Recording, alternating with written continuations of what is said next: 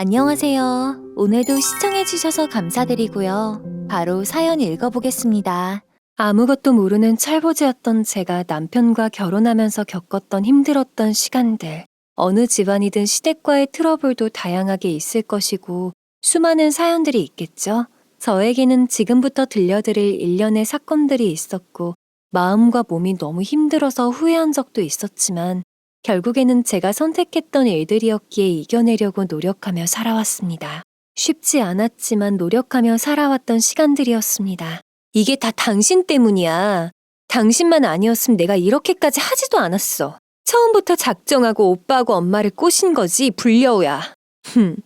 얌전한 줄 알았더니 완전히 고단수네요. 집안에 아주 백년 묵은 불려우가 들어앉았어? 아가씨도 쫓아냈다면서요. 우리까지 폭삭 망하니 속으로 쌤통이라고 생각하죠? 겉으로는 우아한 척, 욕심 없는 척하는 당신은 이중인격자야.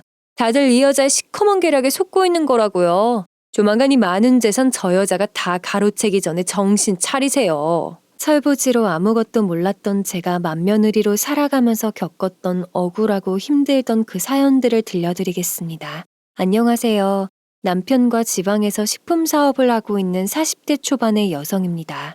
저희 회사는 집안 대대로 물려오던 발효식품 사업을 키워 김치나 장아찌 사업까지 확장해서 나름 지방에서 알아주는 식품회사예요.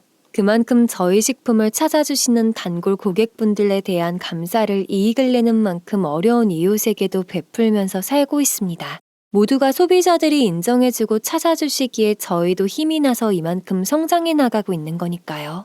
회사가 이만큼 자리 잡기까지 상당히 우여곡절이 많았답니다. 과욕이 넘치는 서방님 부부, 식품에 대한 기본 자재가 안 되어 있는 아가씨까지 그들은 저에 대한 적대감과 시기심도 엄청났죠.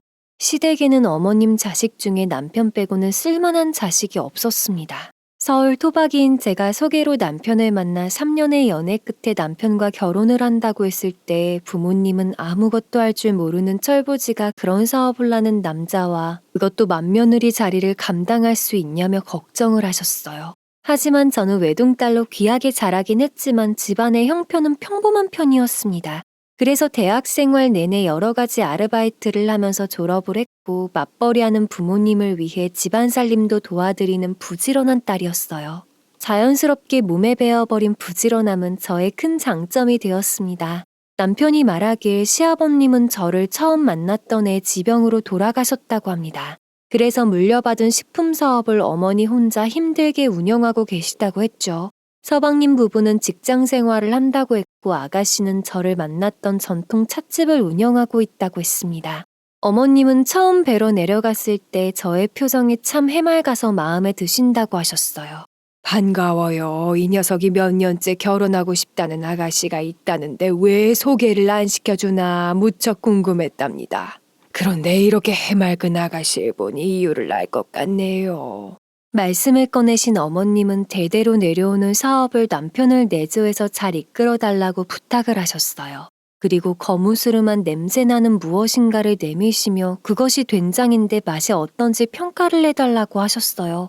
갈색이 맑고 깨끗한 된장만 봐왔던 저는 비위가 상할 법도 한데 된장이 맞는지 손가락으로 푹 떠서 맛을 보았습니다. 그 모습에 어머님이 깜짝 놀라셨던 모습이 지금도 선하네요. 저도 그때는 무슨 생각으로 그랬는지 알 수가 없었죠. 그런데 뜻밖의 그 된장 맛은 정말 짜지도 않고 맛이 좋았어요. 제가 눈이 휘둥그레져 무슨 된장이 이리 맛있냐고 물으니 어머님은 웃으시며 이번에 개발한 수치로 만든 된장이라고 하셨습니다. 다만 된장 빛깔이 너무 까매서 소비자들의 반응 때문에 시판을 미루고 있다고 하셨죠. 그 된장은 몇 년 후 제가 요즘 트렌드에 맞게 개선해 시판에 성공하는 첫 번째 상품이 되었죠. 그리고 그것이 어머님의 첫 번째 테스트였다는 것을 나중에 알았습니다. 덧붙여 어머님은 사업을 이끌 만한 사람은 남편밖에 없다고 하셨어요. 최소한 어머님 자식 중에는 쓸만한 자식은 남편뿐이라고요. 그때 저는 어머님의 말씀이 잘 이해가 가지 않았었죠. 그래서 나중에 남편에게 서방님과 아가씨에 대해 조심스럽게 물어보았어요. 둘째도 처음에는 대학 졸업하고 김치회사에서부터 일을 배웠어. 거기서 회계 일을 하다가 지금의 재수 씨를 만나 결혼까지 했고 그대로 성실하게 일을 했으면 아마 그 회사는 둘째에게 맡겼겠지. 재수 씨가 식품영양학과도 졸업했고 박사학위까지 있는 데다가 경험도 있었으니까. 그런데 이 자식이 회사 돈에 손을 댔더라고. 서방님은 회사 돈을 횡령하다가 어머님에게 들통이나 다신 집안 사업에는 손도 대지 말라고 엄포를 놓으셨답니다. 한 번만 더 허튼 짓을 하면 호적에서 아주 파버린다고까지 하셨다고 하네요. 그 후로 서방님과 동서는 김치 회사에서 손을 떼고 다른 직장을 알아볼 수밖에 없었다고 합니다. 그리고 아가씨는 툭하면 식품이나 음식에 장난질을 내서 어렸을 때부터 혼이 많이 났다고 하네요. 서방님 부부와 아가씨는 자신들이 어머님에게 인정을 못 받고 있는 상태에서 제가 맏며느리로 들어오니 처음부터 경계심을 보였습니다. 그리고 신혼여행에서 돌아오자마자 저를 향해 적대감을 과감히 드러냈죠. 서방님과 아가씨는 저를 가족으로 환영해주는 분위기가 아니었어요. 서방님과 아가씨는 집안의 식품에 식자도 모를 것 같은 사람이 맏며느리로 들어왔다느니 어머니가 사람을 잘못 보고 결혼을 허락했다느니 하면서 수군대며 속닥거렸습니다. 그나마 동서는 저를 윗사람으로 대하며 예의를 차렸어요. 아마 저하고 트러블까지 생겨서 어머님의 눈밖에 나면 자신들의 몫은 국물도 없을 것 같아 보였기 때문이었겠죠. 형님, 잘 부탁해요.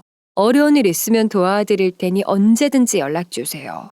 남편이나 아가씨는 그렇다 치더라도 저도 며느리로서 형님 입장 충분히 이해하고 있거든요. 동서의 호의적인 말을 100% 믿진 않았지만 그래도 노력하면 잘 지낼 수 있지 않을까 생각했었어요. 그것이 저의 크나큰 착각이었다는 것을 깨닫기까지 그리 오랜 기간이 걸리지도 않았습니다. 그들이 처음부터 저를 좋아하지 않으니 당연히 저도 그들을 고운 시선으로 볼 수가 없었습니다. 그래도 맏며느리로서 그들을 이해하려고 했고 어머님과 남편을 생각해서 부단히도 노력을 했죠. 그래도 동서와의 관계는 겉으로 보기에는 아무런 문제가 없는 동서지간으로 보였습니다. 저희는 처음부터 시어머님과 합가를 해서 살았어요. 서방님 부부는 횡령 사건 이후로 분가를 했고 아가씨는 별채에서 따로 지냈기 때문에 마주치는 일이 드물었습니다. 저는 어머님의 뜻에 따라 1년 동안은 살림을 배우면서 남편 내조만 했어요. 살림이라고 해봐야 가사를 도와주시는 분이 계셔서 여유 시간이 꽤 있었습니다. 그래서 어머님께 배우고 싶은 것이 있다고 하자 흔쾌히 허락하셨어요. 내조만 하라고 해서 예전 며느리들처럼 그렇게 하라는 건 아니니 네가 배우고 싶은 것은 배우고 하고 싶은 것 하면서 지내라. 집안일은 도와주는 이들이 있으니 집안 행사나 잘 챙기면 되는 거야. 어머님은 비록 말씀은 이렇듯 가볍게 하셨지만 이것이 두 번째 테스트였다는 것도 차츰 알게 되었죠. 아마 남편은 눈치를 채고 있었는지도 모릅니다. 제가 이것저것을 배우고 한식 요리 학원을 다니기 시작하자 흐뭇해하면서 지지해 주었으니까요. 나도 무조건 찬성이야. 다른 주부들처럼 집안에만 있지 말고 당신이 할 수 있는 것을 찾아봐. 어머님도 아마 당신이 스스로 무엇인가를 하기를 바라실 것 같거든. 남편의 말대로 어머님은 제가 스스로 무엇을 찾아서 할지 지켜보신 거였어요. 그 후로 저는 식품 사업에 대한 지식을 얻기 위해 틈틈이 관련 서적들을 보면서 공부했고 관련 강의를 해주는 곳이면 어디든지 들으러 갔습니다. 한식 요리 학원에 다니면서 조리사 자격시험 준비도 했지요. 남편도 회사 업무가 많은지 하루가 멀다 하고 서류들과 장부들을 집으로 들고 왔습니다. 그리고 업무를 하는 남편이 한숨을 쉬는 모습들을 보게 되었죠. 그래서 묻기 시작했고 남편 또한 들어주는 사람이 있으니 이런저런 회사 운영 이야기들을 저하고 의논하는 것을 좋아했어요. 덕분에 어느새 저는 회계 관련 강의까지 듣고 있더군요. 그러다 보니 저도 모르는 사이에 회사 일에 대해서 자연스럽게 알게 되는 일이 많아졌습니다. 어머님을 보러 본체에 가끔 들르는 아가씨는 제가 먼저 살갑게 다가가려 해도 늘 차갑게 대했어요. 그리고 어머님에게 찻집 운영도 제법 익숙해졌으니 발효식품 사업부를 맡겨달라고 떼를 쓰기 시작했습니다. 엄마, 이제 발효식품 사업부 저에게 맡겨봐 주세요. 일단 장 담그는 법부터 배울게요. 네? 너는 그렇게 생각할지 모르지만 내 눈에는 아니야. 찻집만 해도 식음료 개발 못해서 적자라고 하던데 네 큰오빠가 운영할 때는 손님이 줄을 서던 곳이었어. 다시 흑자로 돌려놓으면 그때 가서 생각해보마. 아가씨는 아마 제가 식품 관련해서 배우고 있다는 소식을 들었는지 저에게 뺏길까봐 초조한 듯 보였습니다. 그때 저는 그저 집안 사업이고 남편을 내조하려면 기본은 알고 있어야 할 것 같아 한식도 배우고 식품 관련 지식도 공부했었던 것인데 아가씨의 눈에는 그렇게 순수하게 보이지는 않았던 모양이죠. 그날 어머님께 거절을 당한 아가씨는 저에게 화풀이로 어머님께 잘 보이려고 용 쓰지 말라고 쏘아붙이더군요. 그 후로는 마주칠 때마다 사사건건 시비를 걸었죠. 나중에는 저도 사람인지라 다가가려 하는 것을 포기할 수밖에 없었네요. 반면에 어머님은 저에게 점점 부드러워지셨고 저도 점점 편하게 어머님에게 익숙해져 갔어요. 제가 시댁에 적응하면서 나름대로 이것저것 배우는 동안 서방님은 다니던 직장을 여러 번 바꾸었고 남의 밑에서 일하는 것을 못 견뎌 했습니다. 동서는 그런 서방님을 못마땅해 하며 저에게 하소연도 하면서 풀었어요. 그러던 중 집안의 사업에 참여를 못하는 입장이니 자신이라도 작은 사업을 해보고 싶다고 하더군요.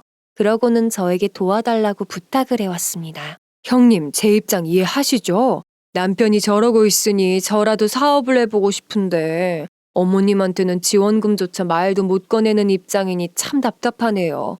그러지 말고 형님이 아주버니한테 잘 말씀드려서 투자 좀 해달라고 해보세요.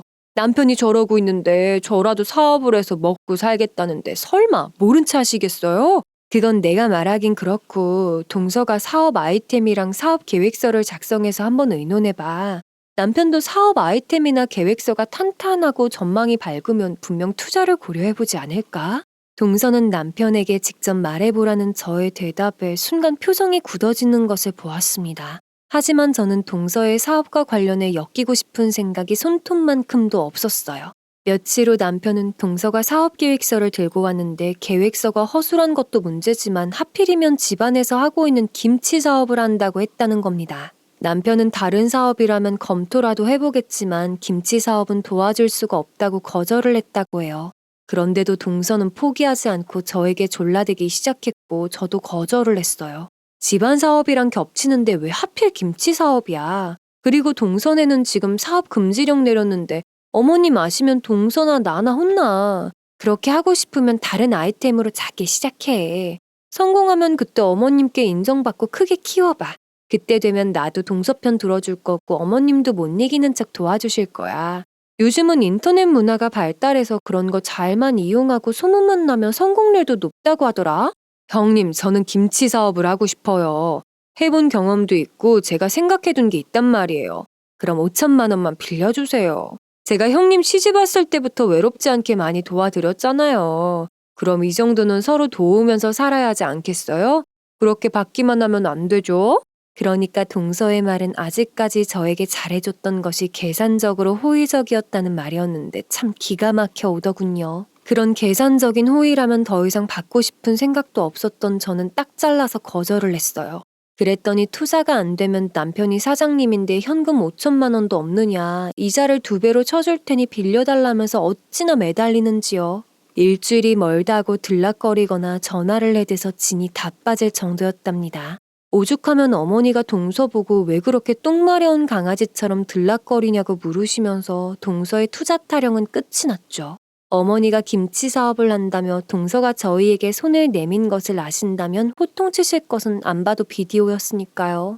그 즈음 저는 드디어 한식조리사 자격증을 취득하게 되었어요. 그렇게 하나하나 배워가던 저를 지켜보시던 어머님은 내조를 하려면 집안 사업에 대해서도 알아야 한다면서 장 담그는 법부터 배워보라고 하셨습니다. 어머님 말씀에 장 담그는 비법은 아가씨한테 알려주실 생각 아니셨냐고 묻자 어머님은 아가씨는 그럴 만한 자격이 안 된다며 제가 배워서 요즘 트렌드에 맞추어 변화시켜보라고 하셨어요. 그 말을 들은 남편은 드디어 어머님이 저에게 마음을 열기 시작하셨다면서 대견하다고 칭찬을 해주었어요. 그리고 남편도 아가씨보다는 제가 더 잘할 수 있을 것 같다며 응원해 주었죠. 오, 우리 와이프 대단한데? 어머님이 드디어 당신의 성정을 아신 거겠지. 열심히 해봐. 내가 도울 수 있는 것은 도와줄 테니. 남편의 그 말에 무척 놀랐었고 새로운 것을 배운다는 사실에 기대감과 설렘도 있었지만 막중한 자리와 책임감이 뒤따르는지라 무거운 마음도 있었습니다. 본격적으로 어머니로부터 장 담그는 법을 전수받기 시작하자 저를 대하는 아가씨의 태도는 원래도 싸늘했지만 점점 도가 지나쳐갔습니다.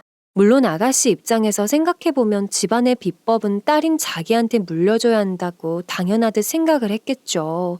그런데 어머님이 갓 결혼한 며느리한테 전수해 주신다고 했으니 얼마나 섭섭하고 화가 났겠어요. 더군다나 얼마 전에 어머님에게 발효식품 사업부를 맡아서 해보겠다고 했다가 거절을 당한 터라 저를 볼 때마다 죽일 듯이 으르렁거렸습니다. 어머님은 장 담그는 법을 알려주시면서 중요한 한 가지, 대대로 내려오는 철칙이 있었는데 절대로 음식이나 식품을 다룰 때 장난질을 하면 안 된다고 하셨어요. 다른 것들도 물론 용서가 안 되지만 그것만은 식품 사업을 하는 사람으로서 자질이 달린 문제이기 때문에 반드시 지켜야 한다고 하셨죠. 그 말을 깊이 새기면서 생소하지만 가르쳐 주시는 대로 열심히 배웠습니다. 천성이 원래 게으름을 피우는 성격이 아닌지라 실수가 잦아도 소금의 비율이 잘못되어 장에 곰팡이가 많이 피어 실패를 해도 결코 좌절하지 않고 다시 익히고 시도를 했어요.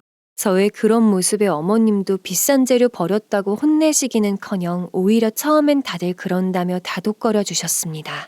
어머님 어째요? 또 곰팡이가 많이 피었네요. 전 정말 소질이 없나 봐요. 아까운 메주만 버렸어요. 너무 기죽을 거 없어.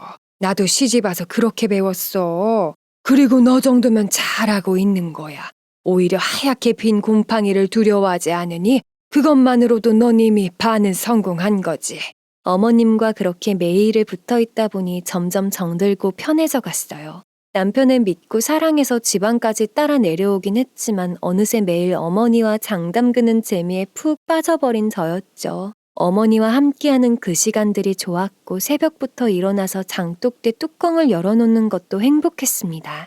따스한 햇살에 장뚜껑을 열어놓고 수많은 장독대들을 닫고 있으면 빌 게이츠도 부럽지 않은 부자가 된 것 같았죠. 그렇게 전 된장, 고추장 맛에 빠져들어갔어요. 오죽했으면 남편이 자기보다 어머니와 된장, 고추장이 더 좋으냐면서 농담까지 할 정도였으니까요. 그렇게 장독대와 정이 들어가면서 어머님이 알려주신 비법대로 만든 저의 된장이 드디어 다음 날이면 평가를 받게 될 예정이었어요. 설레는 마음으로 저녁을 먹고 뒷마당에 산책을 나왔는데 아가씨가 장독대 사이를 지나쳐오는 것을 봤습니다. 아가씨는 별채에서 생활하고 있었는데 식사도 함께할 일이 드물었고 특히나 밤에 장독대가 있는 마당에서 마주칠 일은 거의 없었습니다. 게다가 아가씨는 장맛의 비법을 배우고 싶어 하긴 했지만 된장에 피는 곰팡이는 질색을 하였거든요. 그런 사람이 장독대 사이를 지나쳐오는 것을 보니 이상한 생각이 들었어요. 아가씨는 마당에 나와 있는 저를 보고 다가와서는 위아래를 훑어보며 비꼬며 말했어요. 장 만드는 건 잘 되어가고 있어요? 뭐 말 들어보니 소금량 때문에 맨날 실패한다고 하던데? 소금량 조절하는 건 기초 아닌가요? 능력이 없으면 지금이라도 포기하던가요. 제가 배우는 게 느리긴 하지만 그래도 이번에는 자신 있어요. 걱정해 주는 것은 고맙지만 포기를 하든 노력을 하든 그건 제가 알아서 할게요. 바로 되받아치는 저의 대답에 아가씨는 눈을 치켜뜨면서 그렇게 자신만만하게 굴지 말라며 이번에도 실패하면 스스로 포기하고 물러나라면서 쏘아붙였습니다. 그러고는 제가 실패를 하고 자질이 없다는 것이 드러나면 그때는 어머님도 자신에게 물려주실 거고 식품회사도 자신이 도울 거라며 자신 있게 말을 했어요. 그런데 제 옆을 지나쳐가는 아가씨에게서 톡 쏘는 시큼한 냄새가 나는 거였습니다. 제가 자연스럽게 아가씨 방향으로 얼굴을 돌리며 킁킁거렸는데 아가씨가 도대체 뭐 하는 거냐며 버럭 성질을 내더군요. 저는 아가씨에게 왜 성질을 내냐면서 이게 무슨 냄새냐고 물었죠. 순간 스치는 이상한 예감에 평소에는 냄새가 난다며 장독대가 있는 곳에는 얼씬도 안 하는 사람이 왜 간 거냐며 캐물었습니다. 아가씨는 냄새는 무슨 냄새냐며 밤 산책을 나온 것뿐이라며 집 안으로 들어가려고 했죠. 아가씨와 티격태격하는 소리에 어머님과 남편까지 마당으로 나와서 무슨 일이 있냐며 물었어요. 둘이 무슨 일 있어? 왜 여기서 큰 소리가 오가는 거야? 아니 별일 아니에요. 잠깐 산책하다 들어오는 건데 언니가 멀쩡한 사람을 의심을 하잖아요. 아니 그게요. 아가씨 몸에서 이상한 냄새가 나서요. 저의 이상한 냄새가 난다는 말에 아가씨는 제 코가 이상한 거라며 남편 옆을 지나쳐 집 안으로 들어가 버렸습니다. 그때 남편 또한 코를 킁킁거리며 말했어요. 이거 빙초산 냄새 같은데? 왜 지연이한테서 빙초산 냄새가 나지? 당신도 맡았어요? 내 코가 이상한 거 아니지? 내 말이 왜 아가씨한테서 식초 냄새가 나냐고요. 남편과 제가 코를 계속 킁킁거리며 두런두런거리니 어머님은 아가씨가 들어간 방향을 쳐다보더니 장독대 방향도 한번 보시더라고요. 저는 그때까지도 아가씨가 그런 짓까지는 할 줄 몰랐는데 어머님은 아가씨가 설마 하고 의심을 하셨던 것 같았습니다. 다음 날 어머님과 함께 실험 중인 된장 항아리를 연 순간 톡 쏘는 시큼한 냄새가 확 풍겨왔어요. 된장 맛은 말할 것도 없이 시큼시큼해서 영락없는 실패작이었습니다. 허망한 마음에 두 다리에 힘이 풀리면서 털썩 주저앉아 버렸는데 머릿속으로는 이 시큼한 맛의 원인이 무엇인지 의심되는 사람이 떠올랐지만 어머님 앞에서 말을 꺼내긴 어려웠어요. 어머님은 절망하는 저를 끌고 집 안으로 들어가셨어요. 아가, 따뜻한 차 한 잔 마시고 있으렴. 나도 한 잔 갖다 주고. 아마 누가 장에 장난을 친 것 같구나. 기다리고 있어 봐라. 어머님은 그렇게 집무실로 쓰시는 방으로 들어가셔서 한참을 안 나오셨습니다. 아마 CCTV 기록을 보고 계신 듯 했죠. 이 집안에는 여러 대의 CCTV가 설치되어 있는데 특히 장독대가 있는 넓은 마당에는 수십 개가 설치되어 있었고 집안 곳곳에도 여러 개가 설치되어 있었습니다. 그렇게 2시간 정도가 지났을 무렵 아가씨가 퇴근 시간도 아닌데 집 안으로 들어섰어요. 굳은 표정의 아가씨는 저를 노려보면서 어머님이 계신 집무실로 들어갔습니다. 저의 관심은 오로지 집무실로 신경이 곤두섰어요. 된장에 식초를 부어버린 건 아가씨의 짓이 틀림없다고 쫓아 들어가 따지고 싶은 마음을 꾹 눌러 참고 기다리는데 이번엔 남편이 집 안으로 들어섰습니다. 당신이 이 시간에 무슨 일이에요? 엄마가 중요한 일이라며 호출하셨어. 혹시 오늘 무슨 일 있었어? 영문을 모른 채 되묻는 남편에게 설명을 하렸는데 집무실에서 아가씨의 고함 소리가 흘러나왔습니다. 그러게 처음부터 저에게 전수해 주셨으면 제가 이런 짓까지 했겠느냐고요. 엄마는 왜 항상 저를 안 믿어주세요? 제가 엄마 딸이에요. 남이나 다름없는 며느리한테는 그렇게 착하니 알려주시면서 왜 딸인 저한테는 매번 안 된다고 하시는데요? 이 철없는 거사. 아직도 그걸 몰라? 우리 집안 철칙을 몰라서 묻는 거냐고. 어떻게 집안 사업인 된장에다가 그런 짓을 할 수가 있어? 어떻게 사람이 먹는 식품에다가 그런 짓을 할 수가 있냐고?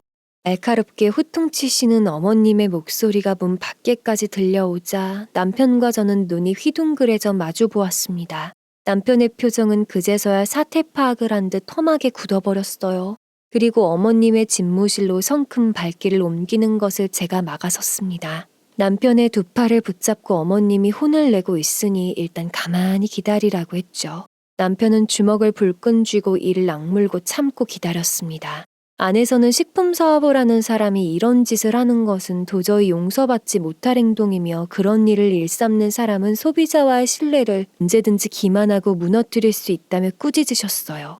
더구나 대대로 내려오는 집안의 철칙을 무시하고 식품에 손을 댄 것은 용납할 수 없다고 혼을 내시는 어머님의 목소리가 쩌렁쩌렁 울려 퍼졌습니다. 가족의 일원으로 전통 찻집을 운영할 자격도 없으니 당장 이 집안에서 나가라고 하셨어요. 한두 번도 아니고 지금까지 툭하면 식품이나 음식에 장난질을 하는 아가씨를 어머님은 용서할 수가 없다고 하셨죠. 그리고 아가씨가 잘못을 깨닫기 전까지는 찻집 운영 자리도 내어놓고 지금 이 순간부터 모든 지원을 끊는다고 하셨습니다. 어렸을 때 네가 잘못할 때마다 단호하게 혼을 내고 가르쳤어야 했는데 모두 내 잘못이다. 미안하구나. 더 이상은 너를 봐줄 수가 없어.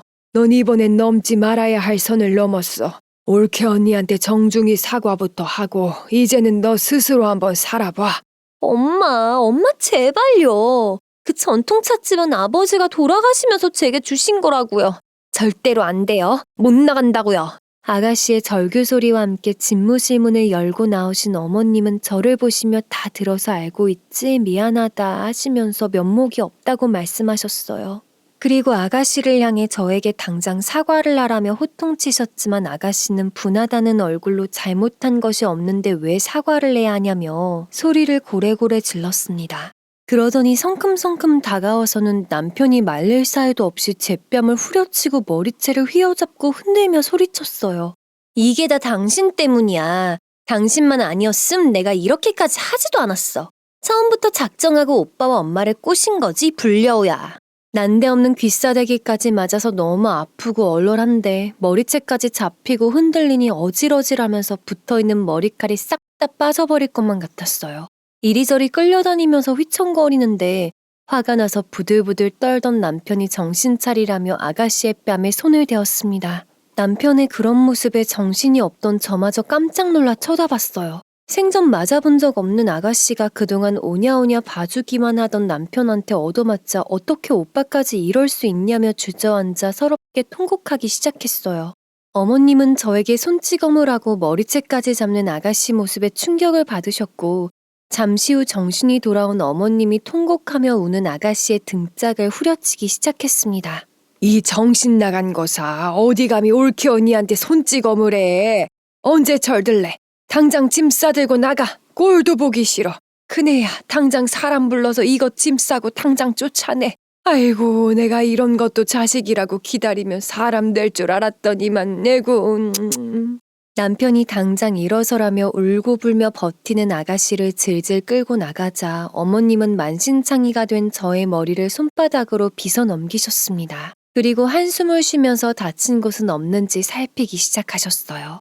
몇 군데 얼얼하고 쓰라린 것이 생채기가 있었는지 어머님은 안에서 약상자를 꺼내오셔서 소독을 하고 연고를 발라주셨어요. 그러면서 연신 미안하다, 내가 죄인이다, 거듭 미안하다 사과를 하셨습니다.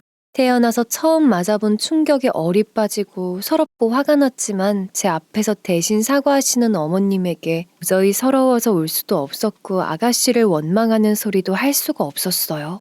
연고를 들고 어쩔 줄 몰라 하시는 어머님의 두 손을 꼭 잡고 어머님이 왜 자꾸 사과를 하시냐며 그러시지 말라고 말렸네요. 한숨이 깊어지는 어머님은 그 와중에도 따뜻한 꿀물을 타서는 저와 한 잔씩 마시고 흥분을 가라앉히셨습니다. 그러고는 어린 시절 아가씨 이야기를 꺼내셨어요. 아가씨는 학창시절 자기보다 못한 아구들을 따돌리거나 괴롭혀서 학부모들이 집까지 찾아와 난리를 쳤던 것도 모자라 안갚음을 한다고 된장을 퍼다가 학우의 얼굴에 뭉개어버려 어머님이 학교에 찾아가서 싹싹 비신 적도 있다고 합니다. 이 사건으로 조부님과 시아버님께 호되게온이 난 아가씨는 다시는 귀한 식품 가지고 장난질을 안 하겠다 다짐을 하고 반성문을 썼다지요. 그런데도 또다시 이런 장난질을 친 것은 결코 용서해서도 안 되는 일이라고 하셨습니다. 그러면서도 막내딸을 직접 내쫓으신 부모의 마음이 어찌 편할 수가 있겠어요. 어머님의 얼굴은 여러 가지 복잡한 표정으로 근심이 가득 차 있었습니다. 어머님과 따뜻한 꿀물을 마시고 지치고 긴장이 풀렸는지 꾸벅꾸벅 졸던 저는 어느새 소파에 누워 잠이 들었어요. 몇 시간 후 눈을 떠보니 어머님이 덮어주셨는지 이불까지 덮고 있더군요. 어머님은 안 계시고 잠시 후에 남편이 현관문을 열고 들어섰습니다. 다가온 남편은 미안한 얼굴로 크게 다친 곳은 없냐고 물으며 미안하다고 사과를 했어요. 당신 많이 놀랐고 아팠지. 그 녀석이 막내라 오냐오냐 했더니 버릇없이 컸어. 그래도 한동안은 잠잠했었는데 참 할 말이 없네. 내가 대신 사과할게. 미안해. 당신이 왜 어머님도 자꾸 미안하다고 하시고 내가 왜 이런 봉변을 당해야 하나 억울하고 화도 났는데 어머님과 당신 생각하니 쫓겨난 아가씨가 걱정이 되기도 해. 아가씨는 이제 어떻게 되는 거야?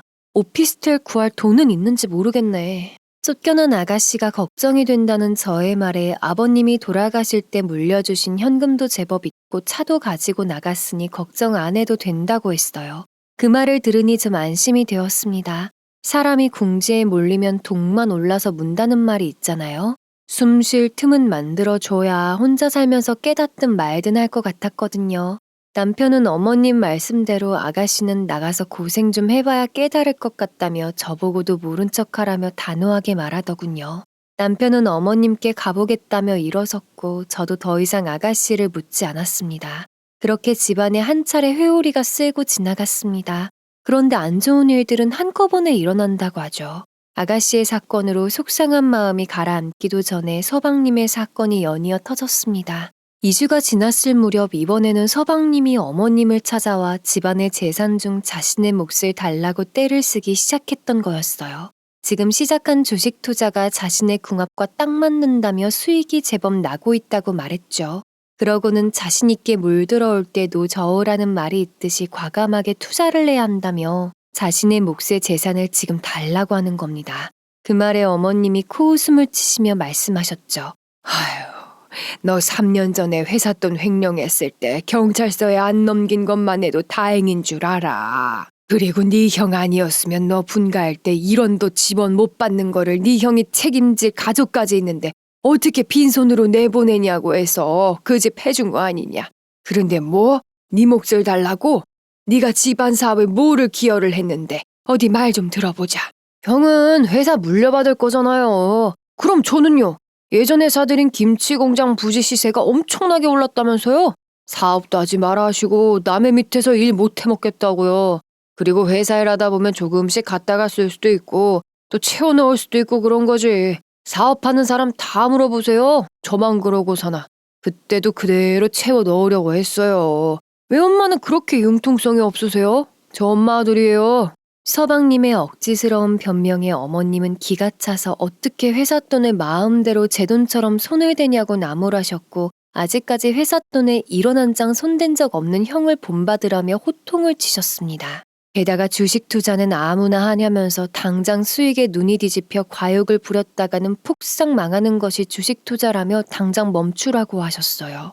만약에 지금처럼 반성도 없고 집안 사업에 기여한 것도 없으면서 재산에만 욕심을 부린다면 자식 하나 없는 셈 친다고 하셨습니다. 서방님은 이건 엄연히 편애라면서 이번에는 감이 정말 좋다며 믿어달라고 매달리더군요. 하지만 서방님이 하는 것은 투자가 아니라 투기라며 패가 망신당하기 전에 빠져나오라고 몇 번을 당부하시고는 방으로 들어가 버리셨습니다. 서방님은 어머님의 칼 같은 거절에 두고 보라며 높은 수익으로 증명해 보이겠다면서 현관문을 걷어차며 돌아갔죠. 그 일이 있은 후 한 달 뒤 동서가 어머님을 찾아와 무릎까지 꿇고 빌었습니다. 서방님이 주식 투자로 처음에 5천만 원을 투자했다가 수익이 나자 아파트 담보로 대출을 받아 1억 5천만 원을 덥석 쓸어 넣었다고 하네요. 아시다시피 요즘 국제적인 불안 때문에 주식시장이 요동을 치고 급락했잖아요. 좀 도와주세요. 어머님 아들이잖아요. 설마 이대로 외면하진 않으실 거죠? 그 직장도 없고 대출금이랑 이자까지 갚아야 하는데 먼저 살려만 주세요. 네? 너희들은 나한테 돈 맡겨놨어? 그러게 하지 말라고 할 때 들었어야지. 겁도 없이 그 많은 돈을 덥석 대출까지 받아서 투기를 내? 너희들은 돈이 우습냐? 회사 돈도 너희들 돈이고 집안 재산도 당연히 너희 돈이더냐? 왜 그렇게들 개념들을 물에 밥 말아 먹었나 정신들을 못 차리는 게야.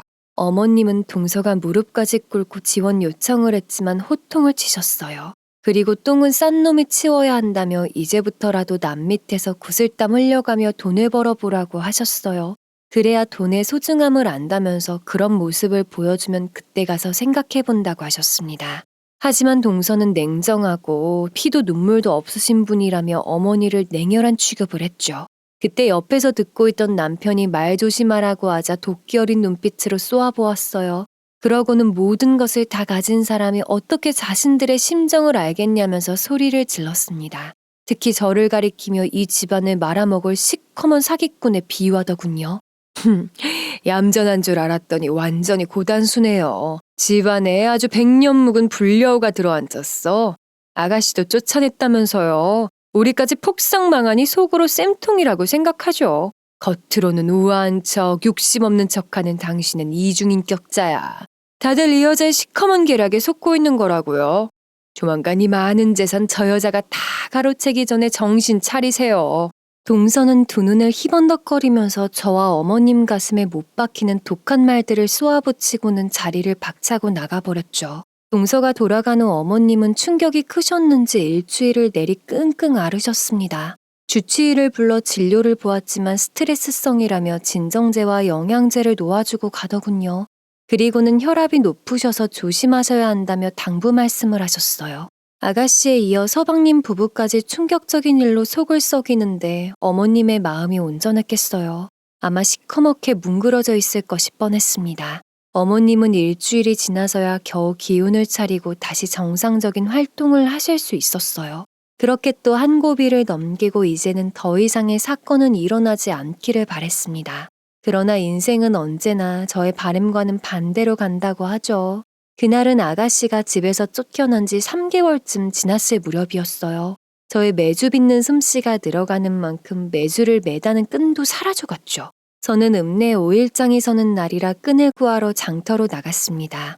어머님과 함께 나와 잔치국수도 먹고 장구경도 함께하고 싶었지만 오늘 유난히 기운이 없다고 하셨어요. 할 수 없이 섭섭한 마음을 뒤로하고 원하던 끈을 주문을 맡긴 뒤 평소에 잘 가던 국수집으로 향했습니다. 출출했던 참이라 국수가 나오자마자 크게 한 젓가락 입안으로 넣고 삼키려는데 머리채가 갑자기 뒤로 획하니 넘어갔습니다.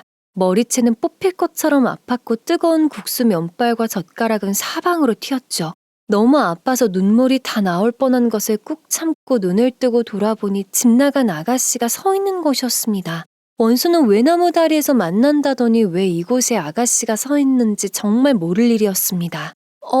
아가씨, 여기는 어떻게 온 거예요? 그리고 아무리 제가 미워도 그렇지 머리를 그렇게 잡아채면 어떡해요? 짐승도 밥 먹을 때는 안 건드리는 법인데요. 내가 집에서 쫓겨나서 일하고 있는데 국수가 넘어가? 혼자 왔나 본데 오늘 잘 만났네. 당신이 죽든가 내가 죽든가 단판을 짓자고. 아가씨는 말이 끝나자마자 입을 악물더니 바로 국수 국물을 제 옷에 냅다 부어버렸습니다. 순간 뜨거워서 비명소리가 절로 터져나왔죠. 때마침 점심시간이라 손님들이 제법 있었는데 제가 봉변을 당하고 있자 옆 테이블의 아주머니들이 아가씨를 말리면서 야단을 쳤습니다. 하지만 작정하고 달려든 아가씨는 제 머리채를 다시 낚아채더니 마구 흔들기 시작했어요. 평온한 집안에 왜 기어들어와서는 남의 것을 가로채느냐고 저보고 도둑년이라고 하더군요. 이대로 맞고 있을 수만은 없어 두 손으로 아가씨의 팔뚝을 세게 꼬집으며 그만하라고 소리 질렀습니다. 제발 그만해요. 내가 왜 도둑년이야. 아가씨 미쳤어요? 이젠 제정신이 아니냐고요. 누가 좀 말려주세요. 꼬집힌 팔뚝이 아팠는지 아가씨는 쌍스러운 단어를 내뱉으며 잡고 있던 제 머리를 확 밀어버렸어요. 그 순간 저는 뒤로 벌러덩 넘어지면서 뒤 테이블에 부딪혔는데 순간 너무 아파 별이 보이는 것 같았습니다. 아까 말리던 옆 테이블의 아주머니가 놀라서 다가와 일으켜주셨어요. 도움을 얻어 일어나 보려고 했지만 다리를 다쳤는지 힘을 줄 수가 없었습니다. 제가 휘청휘청대면서 다시 주저앉자 아주머니는 119를 부르라며 소리쳤고 아가씨가 씩씩대면서 엄살 부리지 말라며 다시 달려들자 다행히 아주머니가 막아주시면서 야단을 치셨습니다. 이 아가씨가 미쳤나? 무슨 사연인진 모르겠지만 정신 차려요. 이러다가 사람 죽이려고 그래요? 국수집 주인은 발을 동동 구르며 나가서 싸우라고 뜯어 말렸고 호란의 사람들은 무슨 일이냐며 수군대고 있었어요. 아주머니가 말리는 사이 사이렌 소리가 울리면서 경찰과 119가 도착을 했고 모든 사건을 지켜본 아주머니는 경찰에게 상황 설명을 했습니다. 저는 고통이 밀려와서 119에 태워서 먼저 병원으로 이송되어 치료부터 받았어요. 가면서 남편에게 연락을 했고 남편은 응급실에 누워 치료받는 저를 보더니 기함을 했죠. 머리는 산발이고 얼굴은 울긋불긋 상처투성이에다가 뜨거운 국수물을 뒤집어 쓴 뒤라 목부터 벌겋게 부어 있었거든요. 겉으로 보이는 모습도 처참했지만 아가씨가 밀쳐 넘어지면서 테이블에 부딪힌 팔목과 엉덩이 뼈가 문제였습니다. CT 촬영 결과 실금이 간 상태라 큰 골절은 아니어도 한 달 이상은 누워서 안정을 취해야 뼈가 붙는다고 했습니다. 남편은 굳은 표정으로 바로 입원 절차를 밟았습니다. 그리고 경찰서에는 어머님이 가셨는지 전화를 걸어 저의 상태를 설명하면서 도저히 용서할 수 없다고 단호하게 말했어요. 엉덩이뼈와 팔목에 금이 간 상태라 한 달은 꼼짝없이 입원해야 한대요. 여기저기 화상도 입고 상처투성이 몰골이 말이 아니에요. 야, 아무리 막내 동생이지만 자기 올케 언니에게 이런 짓을 한다는 것은 저한테 한 것이나 마찬가지라고 생각해요. 도저히 그냥 넘어갈 수가 없어요. 어머님과 통화를 마치고 1인실 입원실로 옮겨지자 남편은 손수 팔을 걷어붙이고 젖은 수건으로 얼굴과 몸을 가볍게 닦아주고 산발된 머리도 빗어주었죠. 그러고는 미안해서 어쩔 줄 모르는 표정으로 많이 아프냐, 정말 면목이 없다, 아가씨를 용서하지 말라는 말을 하였어요. 저는 콕콕 쑤셔오는 통증을 참아가며 남편과 경찰서에서 짖고 계실 어머님의 표정을 떠올렸습니다. 얼마나 속상하실지 별별 생각이 많아지더군요. 저를 자신의 것을 빼앗은 도둑 취급하고 반성은커녕 윗사람 대접도 안 해주고 횡포를 부리는 아가씨였지만 어머님과 남편을 생각하면 강한 처벌을 해달라고 할 수가 없었습니다. 자기야, 여기 좀 앉아봐요. 보이는 것처럼 나 많이 아파. 마음은 더 아프고. 그런데 머리는 너무 화가 나고 분해서 아가씨를 용서 못 해줄 것 같은데 가슴 한쪽에선 그러지 말라고 하네. 대신에 아가씨 나한테서 좀 떨어뜨려줘요. 나중에 아가씨가 진정으로 사과할 마음이 생기면 그때 얼굴 볼 수 있을 것 같아. 지금은 아가씨 얼굴 보고 싶지 않아요. 남편은 의외라는 듯 합의해주지 말고 제가 원하면 형사처분도 할 수 있다며 설득을 하더군요. 그러나 하나밖에 없는 막내동생과 막내딸을 구속시키면 어머님과 남편의 마음이 어떻겠어요. 그리고 지방의 작은 식품회사라지만 일이 커지면 회사의 이미지나 사업에 타격을 입을 수 있어 조심해야 했습니다. 더군다나 현재 어머님의 건강이 좋지 않으신 상태라 충격으로 인해 더 안 좋아지실 수 있기에 최대한 제 자신의 분노를 억눌러야 했죠. 남편은 제 표정으로 어느 정도 이해한 듯 보였어요. 그러고는 다시 한번 자신과의 결혼으로 인해 많은 것을 감수하며 살게 해서 미안하다고 하더군요. 간호사가 들어와서 금이 간 팔목에 깁스를 하고 상처 치료를 시작하자 어서 경찰서에 가서 마무리하라며 남편의 등을 떠밀어 보냈습니다.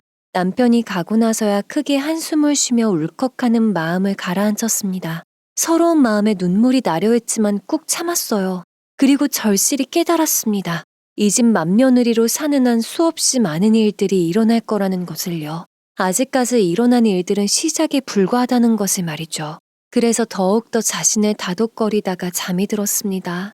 몇 시간이 지난 후 더욱 욱신거리는 통증에 눈을 떠보니 밖은 캄캄해져 있었고 제 곁에는 어머님이 제 손을 잡고 앉아 계셨죠.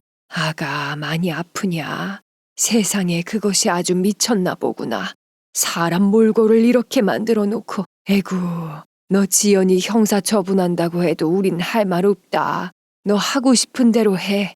괜히 내 눈치 보지 말고. 어쩌면 그것이 고생을 찍싸게 해봐야 정신 차릴 것도 같다만. 어머니, 아가씨가 정말 밉지만 안 그러려고요. 그저 몇 년 동안은 아가씨 얼굴 안 보게 해주세요. 그동안에 아가씨가 변하면 좋고요. 그 후로 제가 한 달 동안 병원 입원 치료를 받는 동안 경찰서에 합의서를 제출했고 어머님은 아가씨를 필리핀에 있는 시이모님 댁으로 보내셨습니다. 시이모님은 필리핀에서 초콜릿 회사를 운영하고 계셨는데 어머님으로부터 상황을 전해 듣고서는 반드시 아가씨를 외과천선에서 고쳐놓겠다고 호언장담하셨다네요. 그리고 협력하고 있는 카카오 농장으로 아가씨를 보내셨다고 합니다. 뜨거운 35도가 넘는 열대기온의 카카오 농장에서 일하는 직원들과 똑같이 현장 체험을 하고 있다고 했죠. 시이모님의 소식에 의하면 아가씨는 생지옥이 있다면 바로 그곳이 지옥이라며 아직도 저를 원망하고 어머님과 남편까지도 밉다면서 이를 갈고 있다고 했어요. 하나밖에 없는 막내딸을 이런 생지옥으로 보내? 엄마가 제정신이 아닌 거지. 모두가 그 구미호 같은 올케한테 홀려서 제정신이 아닌 거라고. 어머님은 그 소식을 듣고 고개를 설레설레 저으며 포기하는 게 맞는다고 한숨을 쉬셨었죠. 그날 아가씨의 사건이 그렇게 마무리되자마자 집안에서는 또 다른 사건이 터졌습니다. 제가 119에 실려 병원으로 이송되고 아가씨는 경찰서로 가면서 겁이 났는지 둘째 서방님에게 경찰서로 와달라며 도움을 요청했다고 합니다. 하지만 서방님은 당장 자신의 코가 석자인지라 거절을 했다죠. 그런데 그날 밤 어머님과 남편이 경찰서와 병원을 오가며 정신이 없는 틈에 집안에 도둑이 들었습니다. 집안일을 해주시는 이모님이 잠도 안 자고 어머님을 기다리며 텔레비전을 보고 있었는데 어머님의 집무실에서 소음이 들렸다고 합니다. 그때 남편은 저의 성화에 어머님을 모시고 집으로 돌아가고 있었는데 다급한 이모님의 전화를 받았다고 해요. 남편과 어머님이 집에 도착했을 때에는 다른 곳은 안 건드리고 어머님 집무실만 무엇인가 찾은 듯 어수선했다고 합니다. 남편은 도둑의 흔적을 찾으려고 주변을 샅샅이 살폈고 어머님은 집무실 금고에 중요 서류와 비상용 현금 다발과 금괴를 보관하고 계셨는데 그것부터 확인하셨습니다. 현금 다발과 금괴가 없어졌구나. 이건 분명히 금고 번호를 아는 사람의 짓이야. 둘째가 분명해. 그 녀석이 전에 식품회사 운영을 할 때 금고를 만져봤으니 이걸 털만한 사람이 그 녀석밖에 더 있겠어. 설마 그 녀석이 이런 짓까지 했으려고요. 어머님은 더 이상 긴 말씀을 안 하시고 참담한 표정으로 남편과 함께 CCTV를 돌려봤다고 합니다. CCTV에서는 캄캄해서 잘 안 보이지만 체격이 큰 남성으로 추정되는 범인이 1층 주방 후문을 비밀번호를 누르고 들어오는 모습이 보였습니다. 저희 집은 담벼락이 거의 없었는데 예전부터 이웃들 간의 사이도 좋았거니와 높은 담으로 인해 이웃들과 소통이 끊긴다는 이미지도 있기 때문에 담을 치지 않았다고 해요. 대신에 수많은 장독들 때문에 CCTV와 집안에는 경보장치가 설치가 되어 있었어요. 어머님은 경찰에 신고를 하라고 하셨고 경찰들은 방을 살피면서 혹시라도 도둑이 남긴 발자국과 지문을 찾아냈다고 해요. 지문은 주로 어머니가 업무를 보는 책상 서랍과 금고에서 발견이 되었다고 합니다. 범인이 지문을 지운다고 한 모양인데 금고에서 미처 못 지운 지문이 남아있어 다행이라고 하네요. 남편은 경찰서의 지인을 통해 빠른 지문 감식을 부탁했습니다. 다음날 남편이 저에게 상황에 대해 말해주는데 등줄기가 쌓여지면서 머리가 노랗게 변했습니다. 설마니 저희가 생각하는 그런 일이 아니기를 바랬어요. 더 이상 형제들이 인간의 탈을 쓴 짐승만도 못한 짓거리들을 내서 영영 수습하지 못할 인연이 되지 않기를 빌었습니다. 드디어 경찰서에서 지문 감식 결과가 나온 날 어머님과 남편은 경찰서로 갔습니다. 예상한 대로 지문의 범인이 서방님이라는 말을 듣게 되자 어머님은 두 눈을 질끈 감으시곤 한동안 말을 못하셨다고 하네요. 남편 또한 궁지에 몰린 서방님이 집안의 금고에까지 손을 대었다는 사실에 절망했습니다. 경찰서에서는 도둑이 결국 가족으로 밝혀진 터라 어떻게 처리할 건지 물어왔죠. 어머님과 남편은 허망한 표정으로 일단 먼저 상황을 파악해보겠다고 나왔습니다. 그리고 어머님은 집으로 돌아오시자마자 서방님 부부를 불러들였다고 합니다. 둘째 연락해봐. 벌써 어디로 도망갔음 잡아와. 이번엔 그냥 넘어가선 안 될 것 같다. 내가 자식 교육을 잘못 시켰나 보다. 아휴, 어떻게 해야 이것들을 바로잡을 수 있는지. 어머님 말씀에 남편은 서방님에게 연락을 했지만 서방님은 전화를 받지 않았어요. 몇 번을 시도하던 남편은 직접 서방님 집으로 찾아갔죠. 하지만 아무리 초인종을 눌러대도 안에 사람이 없는지 문은 열리지 않았다고 합니다. 남편은 혹시나 서방님 부부가 도피한 것은 아닌지 의심을 하며 경비실로 찾아가 서방님이 아직 그 집에 살고 있는 것을 확인했어요. 서방님이 아직은 그 집에 살고 있는 것을 확인한 남편은 열쇠공을 불러 현관문을 따고 들어갔습니다. 집안은 급하게 짐을 싼 흔적으로 엉망진창이었고 방 안에서는 희미한 숨소리가 들려왔습니다. 남편이 방 안으로 들어가 보니 서방님이 죽은 사람처럼 꼼짝 않고 잠들어 있었다고 합니다. 가까이 가서 숨소리를 들어보니 알코올 냄새도 났는데 아무리 흔들어도 깨어나지를 않더랍니다. 동서에게 계속 연락을 했지만 끝내 연결이 되지 않았습니다. 겁이 났던 남편은 119를 불러 서방님을 병원으로 이송해서 정밀검사를 했어요. 그때까지도 서방님은 정신을 못 차렸다고 하죠. 검사 결과 다량의 알코올 성분과 수면제를 복용했어요. 당장 위세척을 해야 할 상황이에요. 위세척을 마치고 링거를 맞은 뒤 몇 시간이 지나자 조금씩 정신이 돌아온 서방님은 정신이 오락가락하며 왜 자신이 병원에 있는지 영문을 모르겠다는 표정을 지었고 남편에게 상황 설명을 들은 서방님은 곧 표정이 일그러지면서 동서를 찾아야 한다며 흥분해서 소리쳤다고 합니다. 서방님의 말에 의하면 궁지에 몰린 서방님과 형님은 어머님이 도와주시지 않으니 금고에서 금괴와 현금을 훔치기로 했다죠. 여보, 우리가 이렇게 주저앉을 수만은 없잖아요. 어머니가 안 주시면 우리 몫을 우리가 챙기면 되는 거예요. 이렇게 형님 부부에게 고스란히 뺏기는 것을 보고만 있을 거예요? 당신이 금고에 손을 댄다고 해도 어머니가 설마 고소까지 하겠냐고요. 지금 아가씨 때문에 어수선할 때가 적기예요. 그 돈만 있으면 우리 새로 시작할 수 있다고요. 서방님은 동서의 말대로 설마 자식이 훔쳤는데 고소까지는 못하시겠지 하면서 일을 저지를 생각을 했다고 합니다. 어머님이 주시지 않으니 당연히 자신의 몫을 직접 챙겼다 말 같지도 않은 생각을 하면서요. 그날 밤에 금괴와 현금을 훔쳐서 돌아온 날 동서가 도저히 떨려서 잠이 안 온다며 술을 한잔하자고 했답니다.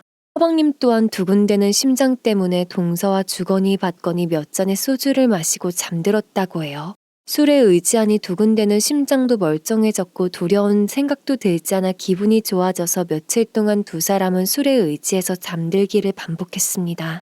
그러기를 며칠째 그날 밤도 술을 먹고 잠들었는데 유난히 몸에 감각이 없을 정도로 죽은 듯이 잠이 들었다고 했어요. 그리고 깨어나 보니 병원이었다는 말이었죠. 동서는 없었고 연락을 해도 안 된다는 말에 서방님은 미친 듯이 울부짖었습니다. 그것이 갖고 튄 것이 분명해. 내가 주식 투자에 실패하고 엄마까지 외면하니까 도저히 못 살겠다고 이혼하자는 소리 밥 먹듯이 했었어. 그러더니 몇 주 전부터 그 돈만 있으면 새 출발할 수 있다면서 이혼은 안 해도 된다고 꼬셨다고. 서방님의 말에 남편은 기가 막혀서 할 말을 잃었다고 합니다. 무슨 막장 드라마도 아니고 자신의 집안에 자신의 핏줄들이 마치 작정한 듯이 어이없는 사건들을 끊임없이 일으키니 차라리 전부 콩밥을 먹이면 정신을 차릴까 고민도 많이 했다고 하네요. 일단은 냉정하게 동서를 먼저 찾아내야 했기에 회사 일을 봐주는 변호사님과 상의를 했습니다. 먼저 동서의 집안에 연락을 해봤는데 그곳에서도 동서의 일을 전혀 모른다고 했어요. 곧 변호사님은 사설업체를 통해 동서의 행적을 찾았고 일주일이 지났을 무렵 동서는 서해안의 섬에서 꼬리가 잡혔습니다.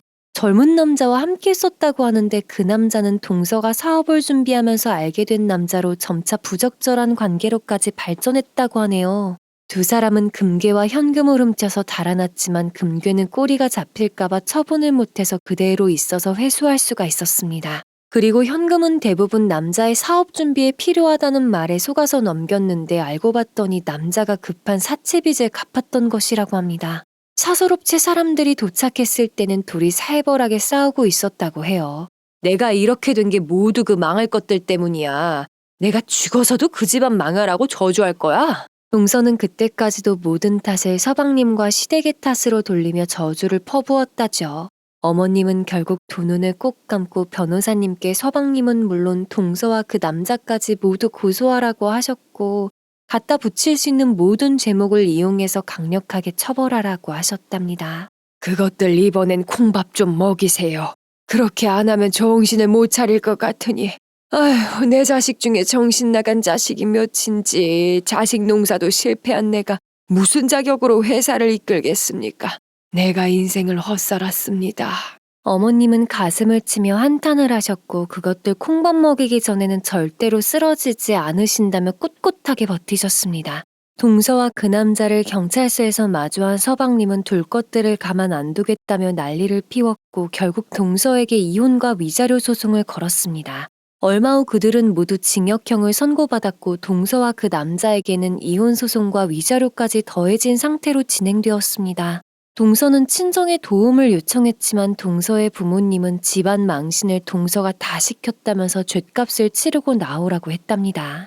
시간이 흘러 먼저 서방님이 죗값을 치르고 나오자 어머님은 피땀 흘려 노동의 대가를 경험해 보라며 아가씨가 있는 필리핀 카카오 공장으로 보내셨습니다. 두 사람은 그곳의 열기를 마셔가며 지금도 돈의 소중함을 깨닫기 위해 구슬땀을 흘리고 있죠. 그간의 크고 작은 충격적인 일들로 쇠약해진 어머님은 일선에서 물러나시겠다고 하셨고 저에게 본격적으로 회사 일을 가르치기 시작하셨어요. 그 와중에 임신을 하게 된 저는 안정이 필요했던 임신 초기와 출산 시기만 빼고는 회사 일을 배우는 데 집중했습니다. 제가 2년 후 회사 일을 어느 정도 처리할 수 있는 능력이 되었을 때 필리핀의 시이모님에게서 좋은 소식이 들려왔습니다. 언니, 그 아이들 많이 밝아졌어요. 처음에는 게으름만 피우고 한국으로 보내달라며 떼를 썼는데 지금은 여기 현지인들과 잘 어울리면서 생활하고 있고 더군다나 어려운 아이들한테 무료 봉사도 하면서 지내요.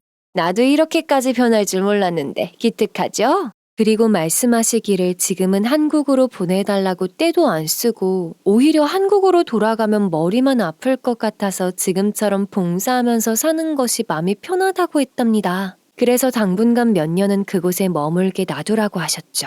그 소식에 어머님과 저희는 많은 감정들이 오갔습니다. 그날 남편과 저는 어머님께 서방님과 아가씨가 변해서 돌아온다면 언제든지 그들과 함께 좋은 기업으로 키워나가겠다고 했습니다. 그들의 자리를 위해서라도 더 열심히 정직한 기업으로 성장시키겠다고 했죠. 그리고 저희 또한 어려운 이웃들에게 더 많이 베풀면서 살겠다고 했어요. 그제서야 어머님의 얼굴에선 항상 구겨져 있던 주름살이 펴지셨습니다. 매일 기도하시면서 간절히 기다렸던 소식이었을 테니까요. 아무것도 모르는 철부지였던 제가 남편과 결혼하면서 겪었던 힘들었던 시간들. 어느 집안이든 시댁과의 트러블도 다양하게 있을 것이고 수많은 사연들이 있을 겁니다. 저에게는 지금 들려드린 일련의 사건들이 있었고 마음과 몸이 너무 힘들어서 후회한 적도 있었지만 결국에는 제가 선택했던 일들이었기에 이겨내려고 노력하며 살아왔습니다. 앞으로는 좋은 추억들과 저희가 바라는 인생의 꽃길만이 남아있기를 바라는 마음입니다.